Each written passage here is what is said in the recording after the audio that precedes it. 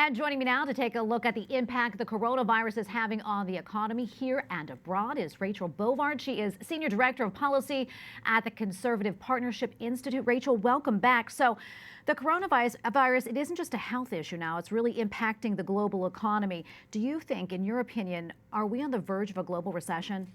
I don't think we are yet. I think it's too early to say. We're certainly seeing some market fluctuations, some downturns, some upturns, and that's to be expected, right? I mean, this is affecting the entertainment industry, travel.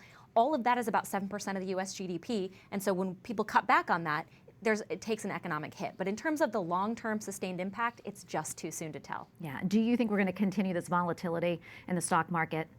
I do think so, until the market sort of reorganizes itself around what is this response. It's going to depend on what the government does. If there's containment measures taken, if there's policy measures taken, the market will respond to that, because it's all about confidence, right? If the market has confidence in the government, if the government has confidence in the people, we're all going to be okay. Do you think people should panic?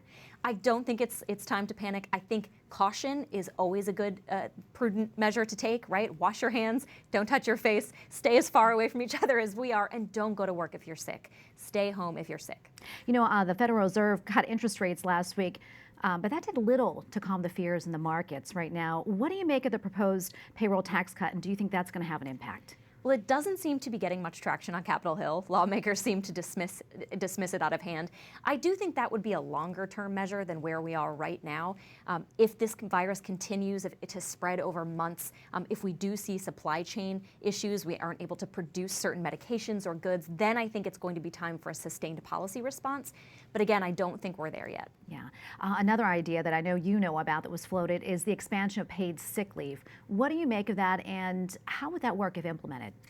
It's going to be very important for people to be able to stay home if they're sick. I tend to think a lot of this will be done voluntarily at first by some of these companies who are going to urge their employees to stay home because nobody wants to spread this. But as far as it being mandated from the government, that's something I think the White House is going to talk about, but there's no specific plan to do it yet.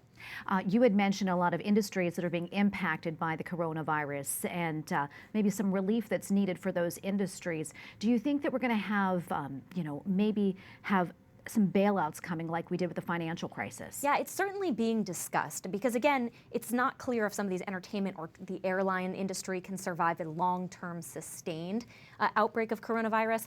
But again, this is a longer-term measure. If we can get this virus contained by the summer, viruses don't necessarily like warm weather, then we may be in a situation where the economy can rebound just all by itself. Okay, great advice. Thank you so much, Rachel. We appreciate it. Thank you.